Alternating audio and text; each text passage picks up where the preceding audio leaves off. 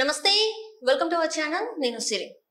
మనందరికి తెలిసిన విషయం ఏంటంటే, తన అభిమాని అయిన రేణుకా స్వామిని ఏమంటారు మర్డర్ చేసిన కేసులో అయితే కన్నడ నటుడు దర్శన్ ని అరెస్ట్ చేసి జైల్లో ఉంచిన విషయం తెలిసిందే. కాకపోతే అక్కడ ఏంటంటే తనకి నిద్ర పట్టట్లేదు అని చెప్పేసి కొన్ని కోరికలు కోరుతున్నాడు అనమాట. అందులో ఏంటంటే ముఖ్యంగా సిగరెట్ కావాలి అని చెప్పేసి అయితే తను కోరినట్టు తెలుస్తుంది.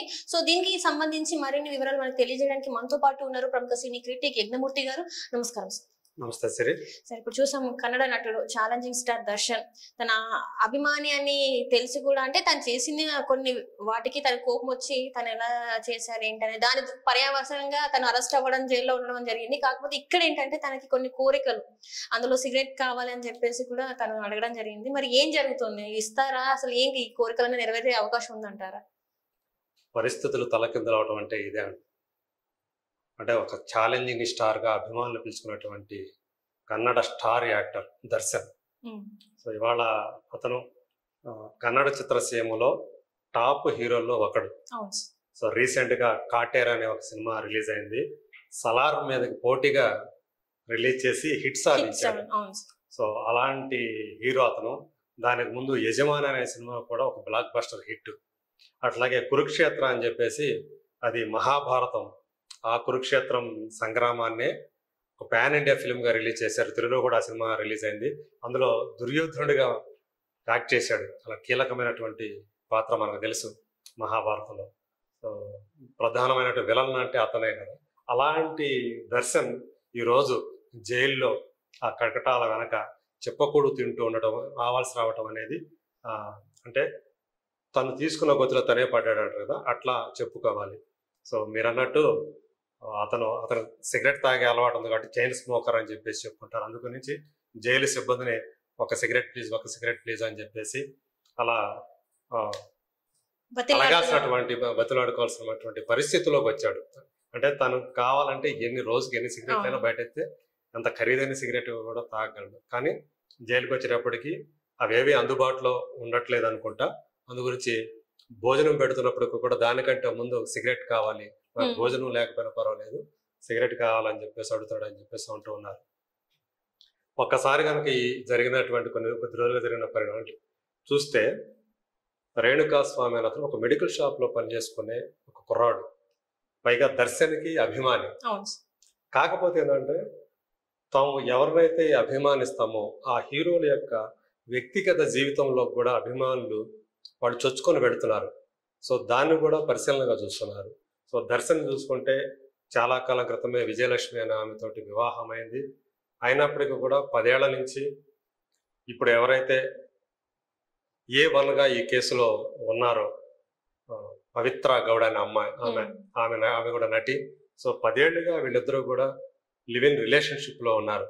ఆ విషయం ఈ మధ్య కాలంలోనే జనవరిలో బయటకు వచ్చింది.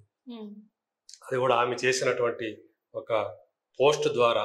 సో మన రిలేషన్షిప్కి 10 ఏళ్ళు అని చెప్పేసి ఆమె పెట్టిన పోస్ట్ ఏదైతే ఉందో అది చాలా వైరల్గా మారింది. దానికే రేణుకా స్వామి స్పందించి అంటే యాక్చువల్గా ఈయన భార్య విజయలక్ష్మి అయితే ఈమె ఎక్కడి నుంచి వచ్చింది పవిత్ర గౌడ అనేది. ఎందుకంటే తను కూడా గతంలో సంజయ్ సింగ్ అనే ఒక వ్యక్తిని పెళ్లి చేసుకుంది, తర్వాత విడిపోయారు. ఆ 10 years బ్యాక్నే ఇద్దరు విడిపోయారు. వాళ్ళిద్దరికి ఖుషి అనే ఒక అమ్మాయి కూడా ఉంది.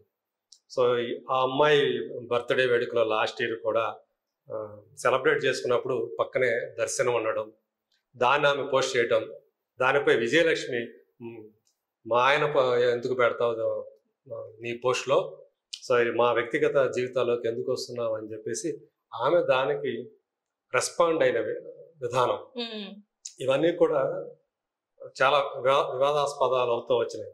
సో పైగా ఏంటంటే కొంతకాలం క్రితం తను మంగోలియా నుంచి ఒక బాతుని తను ఇంపోర్ట్ చేసుకొని తన ఫామ్ హౌస్ లో పెట్టుకున్నాడు. అది కూడా వివాదాస్పదం. యాక్చువల్గా అలా దాన్ని 4 బార్ అంటే ఆ బాతుకి ఏంటంటే తల మీద 4 చార్లు ఉంటాయి అనమాట.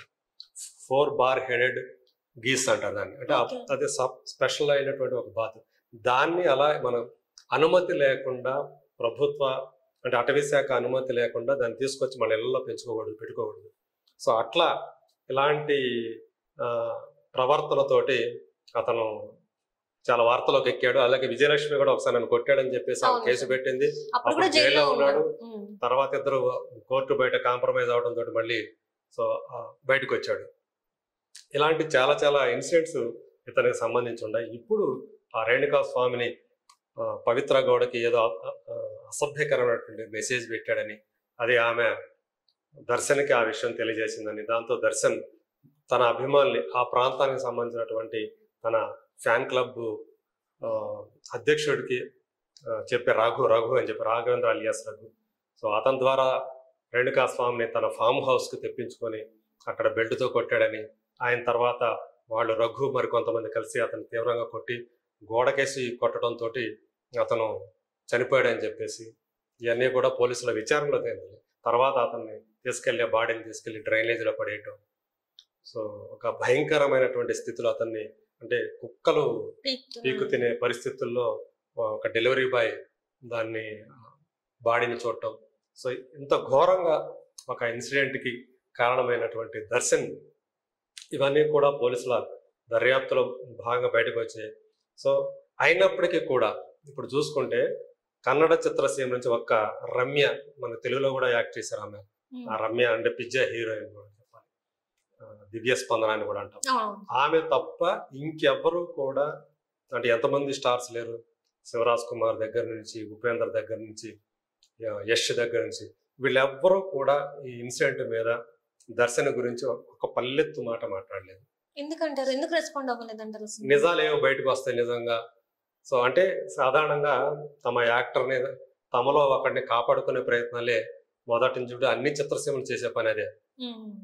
గతంలో మనం మలయాళ నటుడు దిలీప్ విషయంలో కూడా, భావన దిలీప్ విషయంలో కూడా అదే చూసాం మనం. సో ఇప్పుడు కూడా ఈ విషయంలో కూడా ఇలాంటి ఒక క్రూరమైనటువంటి ఈ చర్య తర్వాత కూడా దర్శన్ని ఎవరు కూడా ఒక మాట అంటానికి సాహసించట్లేదు. సో అలాంటి పరిస్థితులు కన్నడ చిత్రసీమ ఉంది.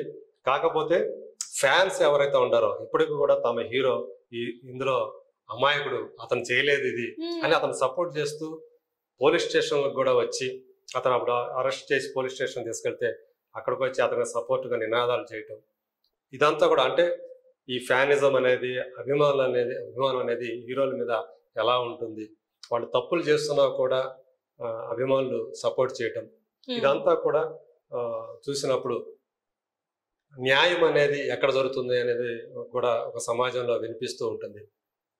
ఏదేమైనా సరే ఎవరు బాధ్యతలు, ఆ బాధ్యతలకి న్యాయం ఖచ్చితంగా జరగాలి. సో అట్లాగే ఈ విషయంలో ఇక్కడ రేణుకా స్వామి బాధితుడు అనే విషయం మనందరికీ తెలుసు. సో అతనికి, అతని కుటుంబానికి సరైనటువంటి న్యాయం జరగాలని చెప్పేసి అందరూ కోరుకుంటారు. అంటే విఘ్నులైన వాళ్ళు ఎవరైనా సరే కోరుకునేది అదే. సో దర్శన్ తన ప్రవర్తన ద్వారా ఇప్పటిదాకా ఎంతగా వివాదాస్పదం అవుతూ వచ్చాడో, ఇప్పుడు ఏకంగా ఒక హత్య కేసులోనే ఇరుక్కున్నాడు. అది కూడా తన అభిమాని హత్య కేసులో. సో ఇది ఎంతైనా సరే ఇది ఆక్షేపణీయం, బాధాకరం కూడా. సో పొద్దున అతనికి, అంటే నిజానికి అతని ఇన్వాల్వ్మెంట్ కనుక ఉంటే గనక ఎలాంటి రాజకీయాలకి తావు లేకుండా అతనికి శిక్ష పడే తీరాలి. ఒకవేళ అతను నిజంగా నిర్దోషి అయితే వెల్ అండ్ గుడ్. కానీ అలా పోలీసులు కానీ, పోలీసు వ్యవస్థ కానీ, న్యాయ వ్యవస్థ కానీ ఈ విషయంలో నిష్పక్షపాతంగా వ్యవహరించాల్సిన అవసరం ఉంది.